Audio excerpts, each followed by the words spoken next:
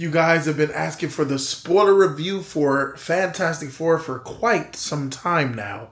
And now I'm ready to give it to you. My honest thoughts about Fantastic Four, The First Steps, and why I think not only was it the best superhero movie of 2025, but this movie is going to sit right outside of my top 5 MCU movies of all time. It's just that good for me. So, let's get into the spoiler review. Gracias por ver La Esquina de Jody. Thank you for watching Jody's Corner.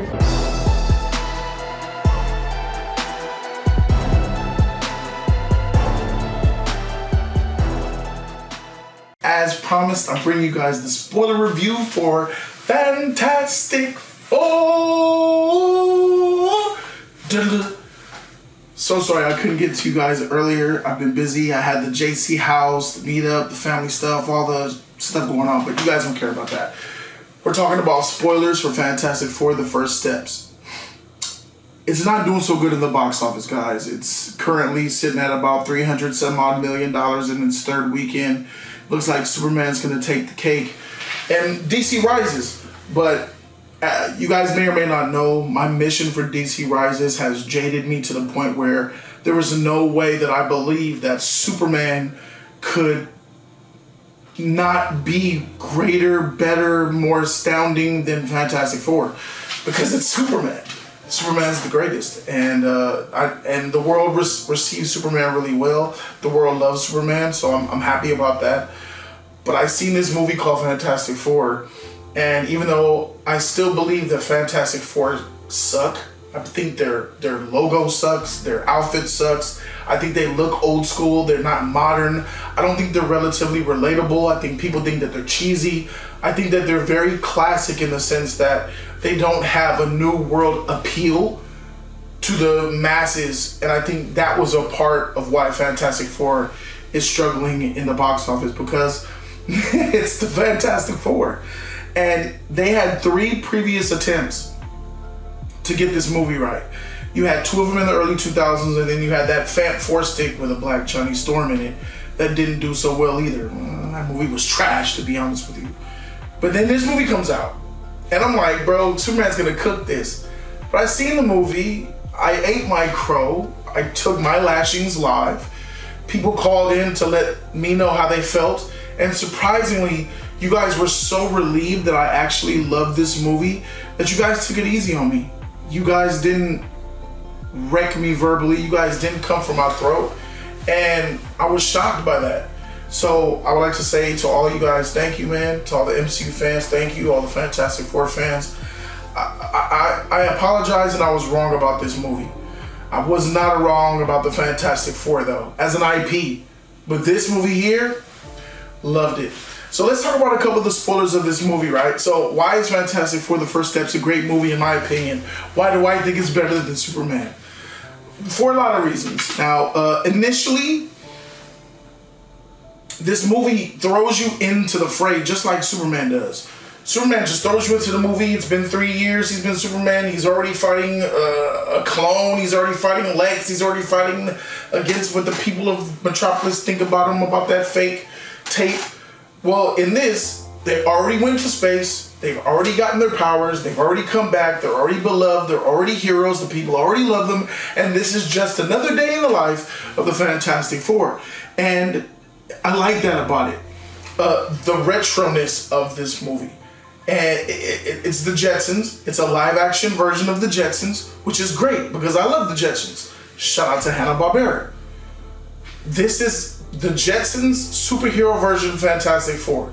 And this movie works really well because it takes place in what looks like the futuristic alternate reality version of the 1960s, which is their home.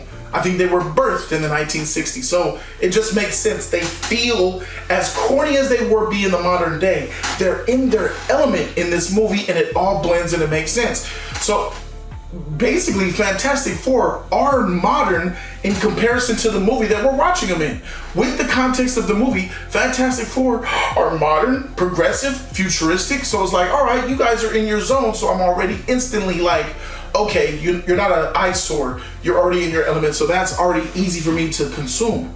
Then we get into the part where, so they go on this mission. They're having this fun. They come back. Then all of a sudden they're doing the little Johnny thing. She pops up.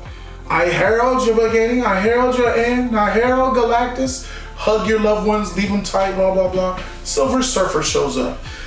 This was a part where, leading up to the movie, I thought it was going to be trash and dull and whack. The fact that you would gender swap a character. Why would you not put the male Silver Surfer in this movie?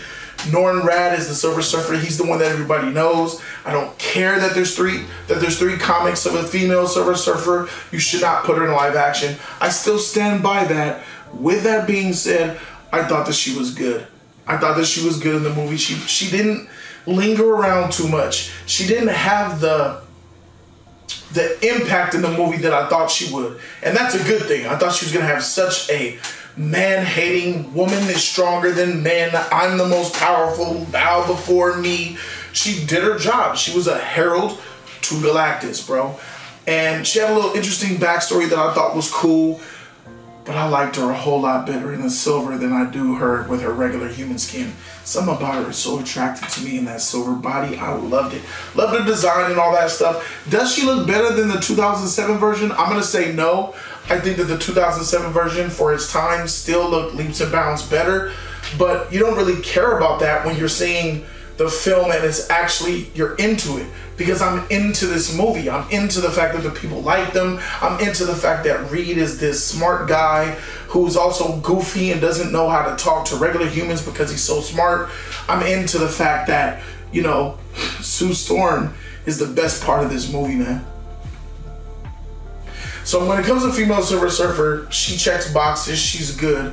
I thought that she was great. You know, she was only doing what she had to do for Galactus, right? And you bought that. And you bought that she doesn't want to do it, but she has to do it because she's thinking about her home world. So they bought me. I bought it the fact that she's doing something that she doesn't want to do, but has to do, which makes me relate to her a little bit. So she's good. Let's go down the list. The Thing is an utter waste. He didn't have any moments where he was at odds with the way he looked, his monstrous look. He didn't have any like depression, anxiety. We didn't see and experience any of that. And I think that that's a misstep because it would be nice to see the duality between him being a rock monster, can't even see his meat, can't wear clothes and all that. But guess what? He was wearing clothes. And that's one of the things that this movie I didn't like. The CG in this movie was bad. It was bad CG, and most of it was tied to explosions. And every time the Thing wore clothes. He's in this suit. You could tell the whole suit CG. The jacket, the pants, the top, all CG.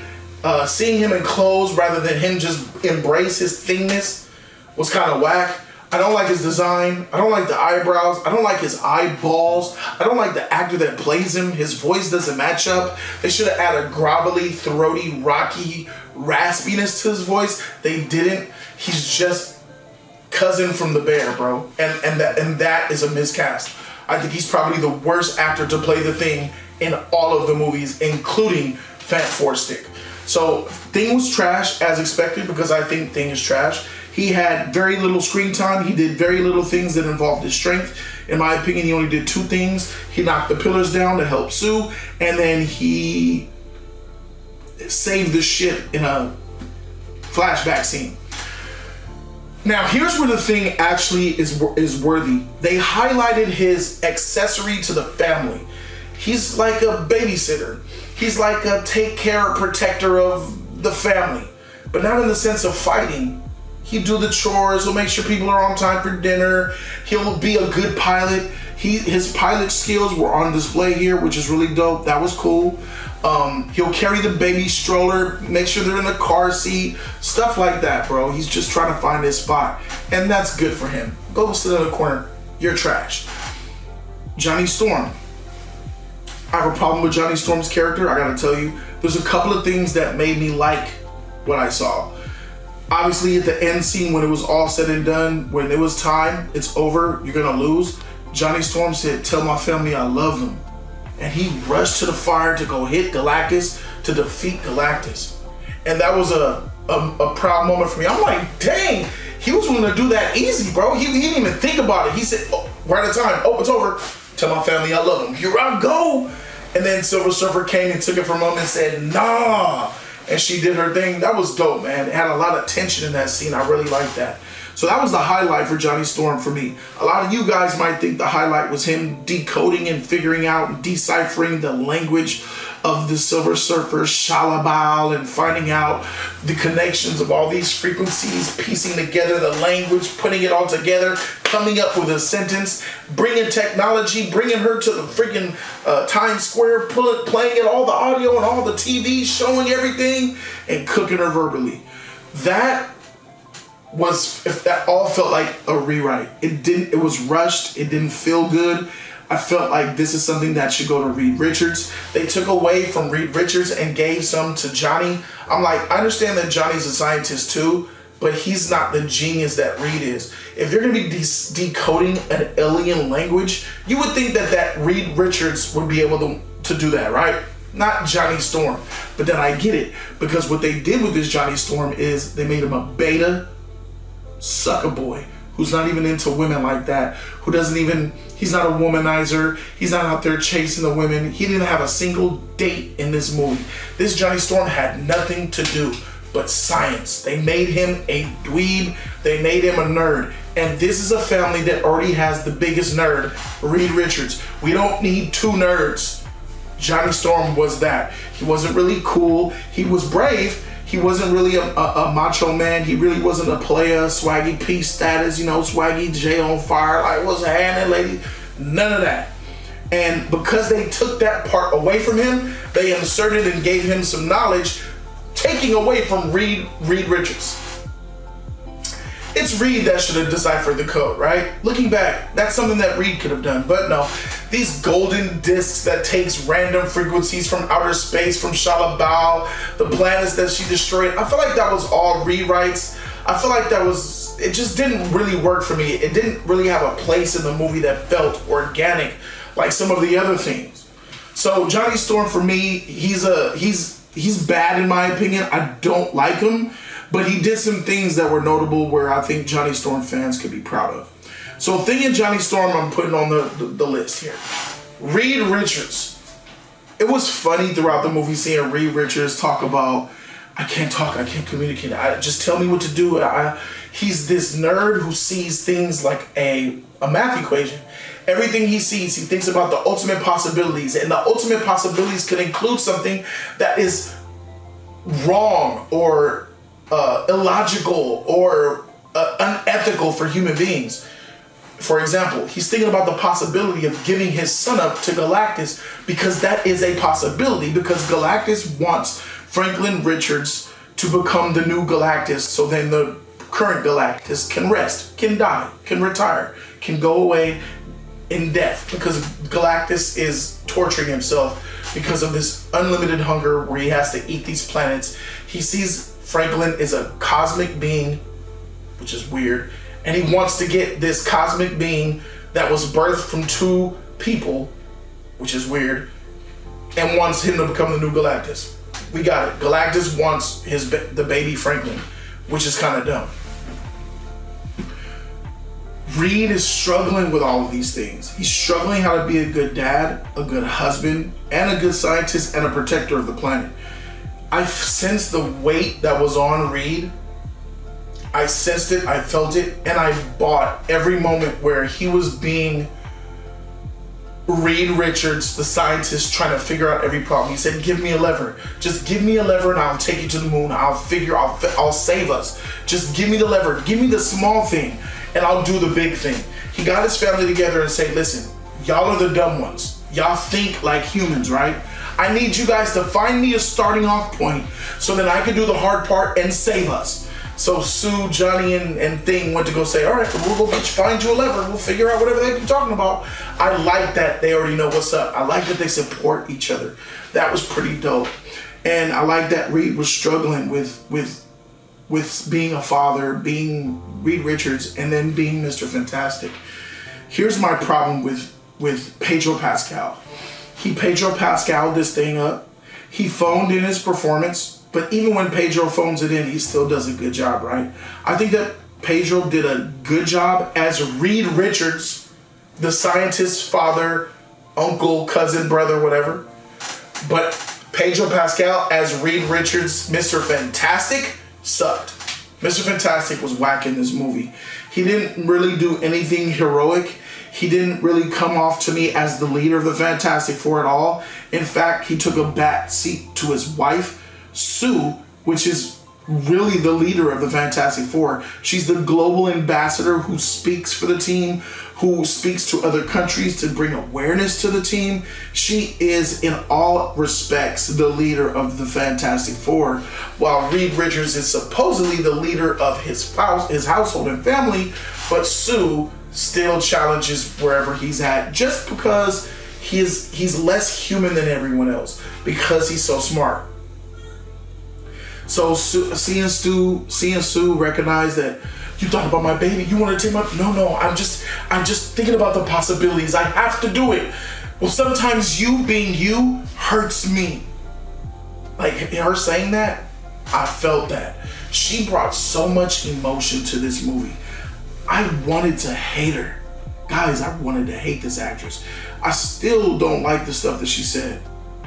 But watching the movie, I don't know if they toned down, edited out, whatever, but she's very, very likable. Comic book heads, some of you guys will be upset because of some of the things she did. I know how you guys feel about what she did to Galactus. I know some of y'all Galactus fans is gonna be upset about Galactus getting his shit clapped, hovered, and then right through quad. I know you don't like how she Spartan kicked Galactus through a black hole, a wormhole. I understand. I know you don't like how Galactus just got bodied. I know you don't like how Galactus got force pushed like Yoda did Sidious over the chair. I understand. But y'all gotta get over that, bro, because there's nothing like the love of a mother and their child. And that is the theme of this entire movie that called to me and made me cry. I cried with epicness in the scene where the final act. But anyway, Sue Storm was great actress, great emotion, great character, well written. They go to the plane, they say, yo, hug your, Silver Surfer says, hug your people, y'all about to die. Y'all done out here, bro. Y'all got about 6-7 months. She's getting a little bit more pregnant, or she's further along in her pregnancy. And then they go on this mission to go try to see Galactus, to go say, hey, Galactus, what you want, bro? I want the baby. I want that baby. Hey. All right. Mr. Fantastic, I'll keep your planet. I want the baby. You want our baby? I want my baby back. I want my baby back. Ribs.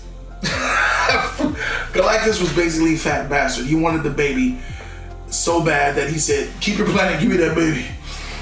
Obviously they said, no, you're not gonna have my freaking baby. You know, he stood up and they got the heck out of there, bro. Just seeing the scenery and the shots was really nice to see. Seeing Galactus's design, let me talk about his design. He looked like a transformer. He looks like he's made out of metal and technology. He doesn't look like a man in a suit. I think that's a fail. I think he should look like a man in a suit, especially when he said for billions of years ago, I used to look just like you. I was little just like you, a man. Hard to see that because everything, even his face, when they zoomed in on his face, his skin had lines and light going through it like he was technology. I'm like, bro, this doesn't look like no guy. So I feel like him looking like a guy in a suit would have been tight. He looked like he was gonna transform into a ship. Oh, you wanna fight? Like he'll just turn into something big, and he looked like he was ready to transform at any minute, bro. He looked like he knows Optimus in them. He looked like he's been to Unicron before. His cousin is probably Unicron, eating planets. So I don't like that. Everything else, the way he looked, his silhouette, some of the helmet, the eyes, his eyes started to emit, emissive eyes. Great, loved it. His voice, thought his voice was cool too, bro. But I gotta be honest with y'all, they did it better in the Eternals with Arishem. Arishem is a big motherfucker. He's as big as Galactus should have been. He's more cosmic. Arishem will clap Galactus.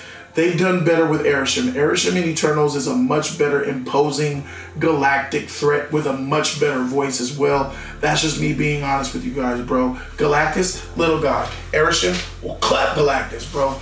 In the MCU, I'm talking about. But Galactus was cool. He was straight. I never had a problem with him. I thought he was actually really pretty good. Then after they said, you're not going to have my baby, they tried to get on. And this scene is what really impressed me. This is the first time in the movie where I'm like, okay, this is different. Superman's in trouble. When they got away and they got to the ship, she's starting to have contractions because Galactus beamed through her stomach and triggered him somehow, which made her start to give birth. So she's giving birth. She's in labor. They're running to the ship, running for their freedom, running to save their lives. Shalabal is fighting. She's and then Shalabal's like, what's up? Johnny fights Shalabal. Shalabal, Silver Surfer, claps Johnny. Thing is trash, but guess who did something? After they went down, Sue Storm is like, threw her in the lava. I said, dang, go ahead, Stu. Sue's giving birth. She's having contractions, and then she clapped Shalabal, giving them just enough time to get to their ship. And the way that the director directed this, the way this was written, this was just cinematic sci-fi glory. They're in the ship, they're on their way going, hurry up, we gotta get to the thing. So this thing that gets into hyperspace is floating out there, but their ship needs to get into the apparatus in order to jump to light speed. They couldn't just jump on their own. So here they're trying to get to the ship. Silver Surfer's making her way. They're making her way in. She gets in. They clam in. They do an improper connection. They get in there real fast. And they're about to shoot to light speed to get away. But Silver Surfer goes invisible into her stomach a little bit, almost touches the baby before Ben, and they, pow, blasting this light speed. That scene was incredible to watch, and I'm thinking to myself like, yeah, that was a nice spectacle. They got away. That was dope. And then OP chick comes into the wormhole when they thought they were safe, and then light speed, here she comes. I'm like, what the heck? She is Silver Surfer. Silver Surfer is one of the most fastest beings in the Marvel Universe.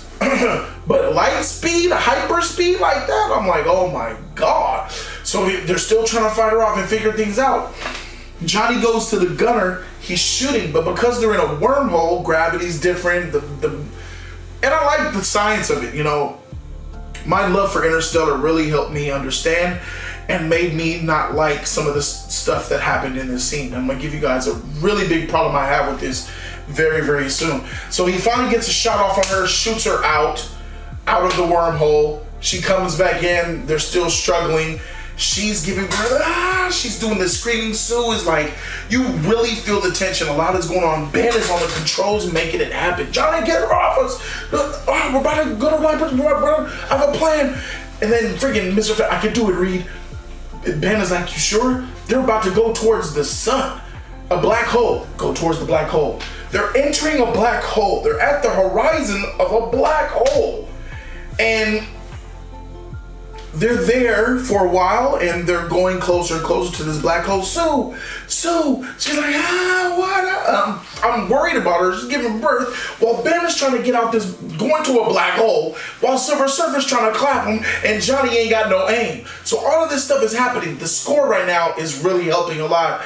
It just looks good. Everything is happening, and then Sue's like, and in this moment, while she's giving birth and having these contractions, she's like, Reed says, Sue, I need you to make us invisible. She's like, huh? I need you to make us invisible. Asking her to do the unthinkable of make the whole ship invisible. And then he says, after your next contraction. This woman is giving birth, bro, having contractions, bro. I got 3 kids, yo. I have an idea of what's going on here. These women in a contraction is just a look up. It ain't no joke. So a woman while giving birth, having a contraction she's like, she had a contraction and she instantly puts them invisible. I'm like, I'm watching this, I'm like, you go, Sue, you got this, go ahead, Sue. They get invisible, and then so now only thing that Silver Surfer sees is the apparatus that they're in. She don't see the ship, so she's dumb as heck. follows the apparatus into a black hole. And then, little do they know, they already was behind, and they said, aren't we out? Woo! And they got up out of there. She sees like, oh, dang. Oh, I get it. So they made a diversion with the invisibility into this apparatus, and now I'm going to this black hole.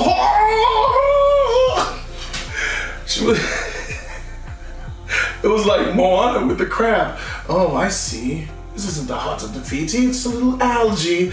I was wondering. Clap, black hole, you're done. Reed said it'll take her like a month or two, 30 days or something like that to get out of there, which doesn't make any sense to me. And then they got on. But now the problem is still persisting. She's still giving birth and hasn't given birth yet. Here's where Ben Grimm comes to play, and the writing is amazing because we're still not out of the woods yet. The baby needs to come, but they're in gravity. There is no gravity. They're in space. So you need gravity to be able to push a baby out because you need that weight to pull out. So they artificially created the sense of gravity by bursting out into hyperspace. So Ben's like, I got it. And that force helped the baby come out. He was like, push. She was all the stuff is coming. I'm like, man, look at this mama making it. I'm like, tight. And the using the force of the thrust of the boosters created an artificial gravitational pull to help birth the baby Franklin. That was a team effort. That was so smartly done. I was impressed with that whole scene. And it was at that moment I'm like, they for real, they come to play. They come to play. They're here to play. And they're here to do it right. There was none of this in Superman. There was like none of this like stakey, weighty, great scenes. Scenes that invested. Superman is so busy just doing this. Hi, like it. Next scene. Pan, cut. This was a magical thing because it stayed. It got himself involved. It nurtured, rested, and we saw it from beginning to end. And by the end, we felt something. I know I did. The theater did as well. It was really impressive to experience. Here's the thing that I didn't like about that scene. If you're at a black hole, the time dilation is immense.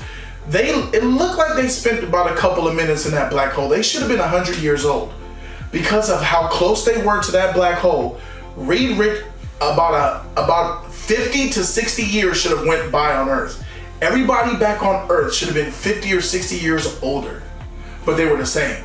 So I said, okay, scientifically, this is bull, because if you look into, like, think about Interstellar, being that close with the time dilation, like, it was like every minute was 7 years or something like that. I don't know, it was something weird. No, that was on Miller's planet. Closer to the black hole you get, the worse the time dilation. I think in Interstellar, they just passed through it and he got to 150. So yeah, 100 years, they should have been, everybody on Earth should have been 100 years older. They should have been dead. Should have been a whole new family, whole new civilization. But they come back home and everybody was the same age, which is some BS. Scientifically, it's BS, but we get it, we understand. It's not an Interstellar type of movie. It's a Marvel movie at the end of the day. But yeah, so they came up with a plan. They had to say, I don't know if we're safe. I think Reed told them too much. He told the people too much of the truth, which made them hate them. So then here's this narrative of two different movies. Superman, the people in Metropolis saw a video released by Lex Luthor that said his parents are evil. And they instantly turned on Superman, hating him, which I think is trash. The people in Metropolis have been saved by them for years. Then here's a scene where the people in the Fantastic Four of New York are slowly turning on the Fantastic Four because the Fantastic Four told them Galactus wanted our baby and we said no. This is much more realistic of it happening because at first it started with confusion, then it grew into some hate and give up your baby, let us live. Because look at the difference here. They're gonna go extinct. The planet's gonna die. This makes sense. When they turn their back on Superman, I've seen a video, it's like, you guys just go with the wind. Y'all Metropolis people are stupid, dumb. But over here on Fantastic Four, they were really worried about extinction, and it was getting closer and closer. Galactus passed Mars. He's near the moon. They're hearing these things and they're getting more stressed out to the point where they're talking about them on TV. They're rioting in the streets. People are being mean to them. And now they're outside the Baxter building protesting. And then that's when the conversation was had of giving up the boy for Galactus, where, you know, Sue had that moment where she said no, and she went invisible. And she said, I know what we have to do. We have to use our son as bait for Galactus. And that must have been really hard for her, to put your son out there in front of a cosmic being, because you know the cosmic being wants to take you away. And she still was willing to do it. And I thought that was dope.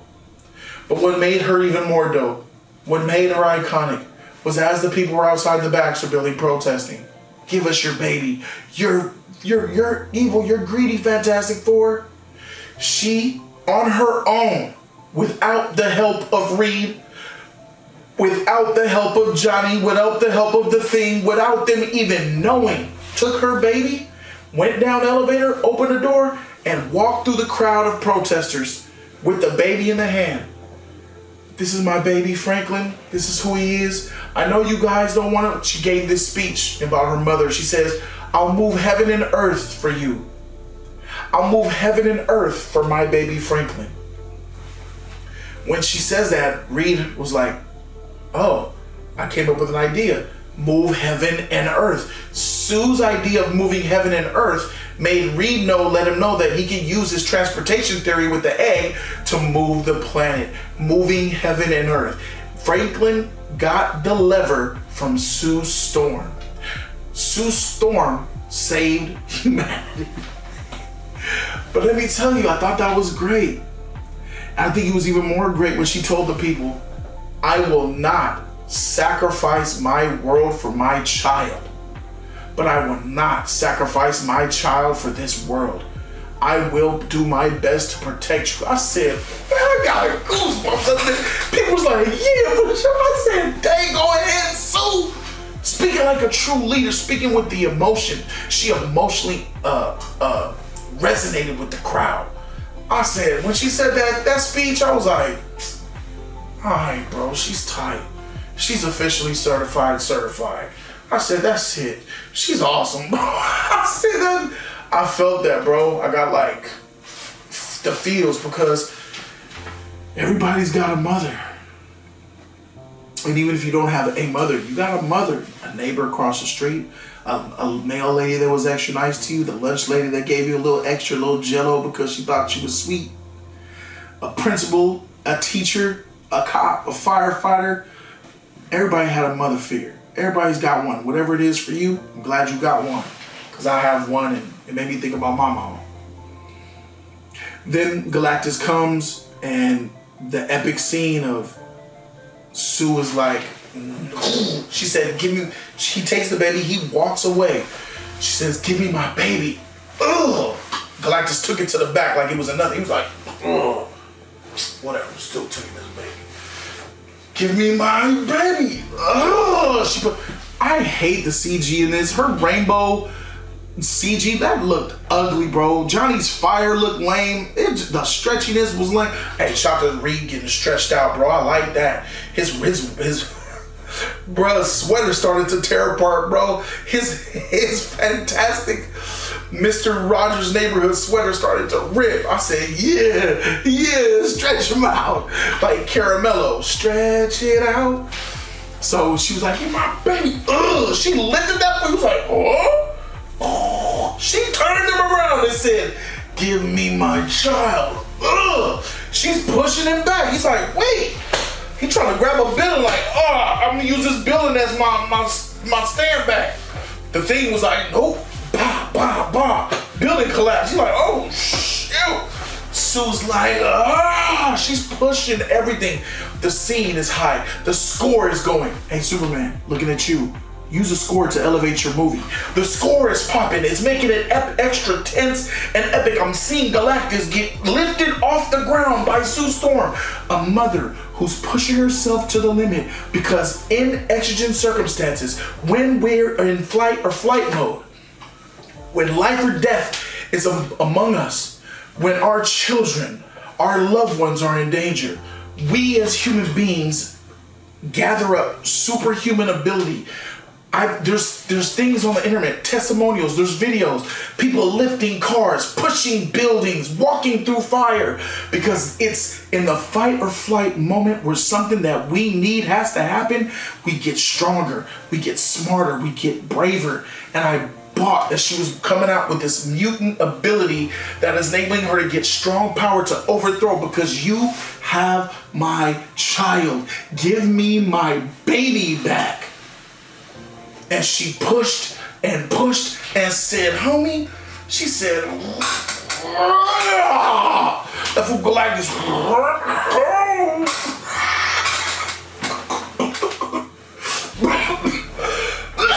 Bro, I'm tingling watching this scene happen.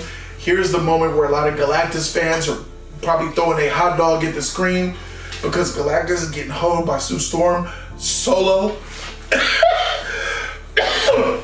He off his feet, goes right through the hole. The ticker's still at like 17 seconds though. Galactus ain't gone until the hole closes. 10 seconds left. Oh, he puts an arm out, he's coming back in. That's when Johnny Storm is like, all right, to my family, I love you. And then Shalabal come, pushes him in, and then it's gone. And then Sue's dead. She pushed herself to death, literally gave her life. She said, I won't sacrifice my child for this world, and I won't sacrifice the world for my child. What did she do though? She sacrificed herself, bro. She sacrificed herself for her child and the world. This woman is awesome, bro. I don't want to hear none about Sue Storm being none. I am a fan of this woman as Sue Storm, bro. I'm period. I just hope that she stays in the MCU. She's like Wonder Woman to me. Sue Storm is like Wonder Woman to me. She is the Marvel Wonder Woman, bro. I love her. I love her. So I cried in the scene. Got watery eyes, everything. It was amazing. She's laying there lifeless on the floor, and then the baby, put the baby on her chest. Baby's mama. And he's just sitting there sad. It's like a real sad moment. I'm feeling it. And I knew that he was gonna do it. And the baby started to cry. Like you could just, he wasn't saying anything, but you knew that he felt a way.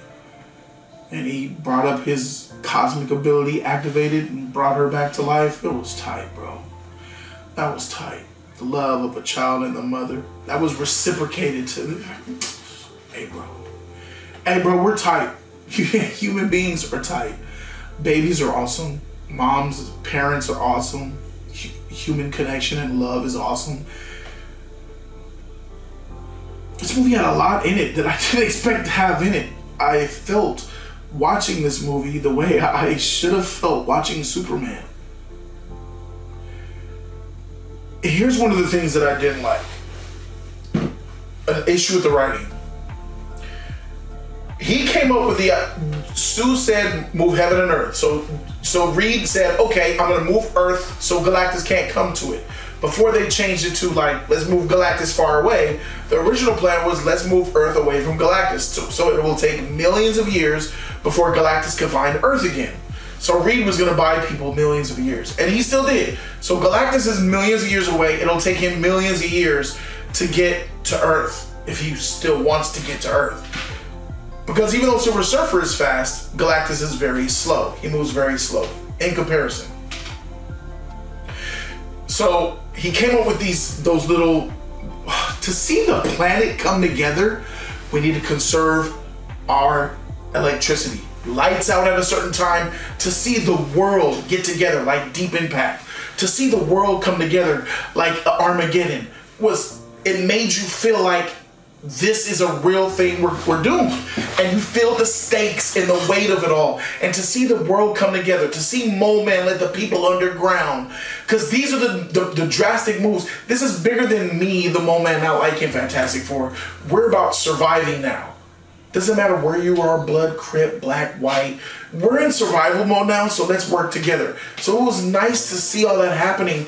Them turning the planet off at a certain time. And that's Reed being his science Reed, not Mr. Fantastic. That's him being Reed Richards, the Neil deGrasse Tyson of the freaking 828.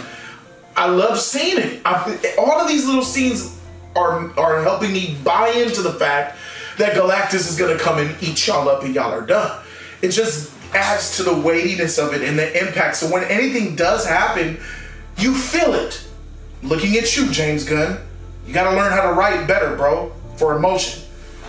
And the one thing I didn't like was that he came up with all these pillar poles that was gonna connect all around the world to teleport it. They're at 10, 9, 8. By the time they get to 5, here comes Silver Surfer out of nowhere. Bam, bam, bam, blowing them all up. I'm like, what the heck is that? What were you doing? Waiting around, waiting for the countdown, and then I said, man, miss me with this. This is just being used as a MacGuffin to move the plot along to make sure that this doesn't work. Because what happened? She destroyed all of them. Now they can't do the teleport. And then Johnny lures her instantly to Times Square, shows her the recordings. This is why I think it was all rewrite. Shows her the recordings and she goes, ah, and runs. So that was all within less than 3 minutes of actual screen time, okay? You understand this? So they insert her, blow up his pole so they can't transport it, and then Johnny gets her right out the way with the recordings. So insert the problem to destroy the poles, then she's gone. I just feel like that was like bad writing. It was really bad writing in order to, it insulted my intelligence. The movie, it respected my intelligence until this point. And that's why that's why I gotta throw A- on the mug, because the A- comes from that scene, the lack of good CGI. The CGI is bad, bro. The aesthetic, the set design is top notch, but the CGI, the explosions and stuff like that is just bad. That's why I had to give it that A-, bro. The score was great. The acting was stellar from a couple of characters. Reed's acting was good. Pedro's acting was good. Vanessa Kirby's acting was good. The Thing was whatever. Johnny Storm's acting was good. There was the world building was great. It was deep. The universe. I gotta be honest with you guys. I do not want them to go back to 626. Stay in 828. Galactus is gone. The Earth is safe. Stay here.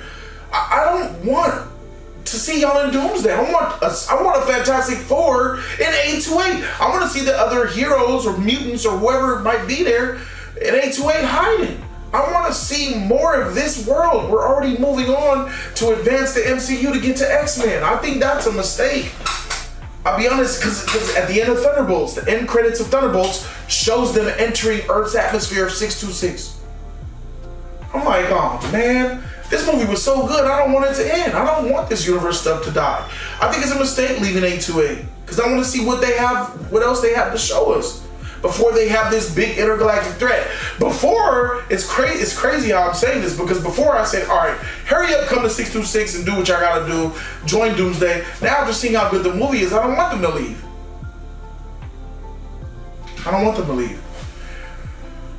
Whatever they're doing for Doomsday is probably gonna be a mistake, because I'm gonna want them back home. It doesn't make sense for them to even come here now, because we all thought the planet was gonna get destroyed and they escaped. That's not what happened. So why the heck did you leave? That's a big unknown. We don't know why they're here now. We don't. So they're gonna have to explain all that to us. So it's like, all right, man. It kind of sullies the end of the first movie. Like, I wish that end credit scene never came out. That end credit scene in Thunderbolts is a mistake. That end scene in Thunderbolts when they came was a mistake. I wish I never saw that. I really do.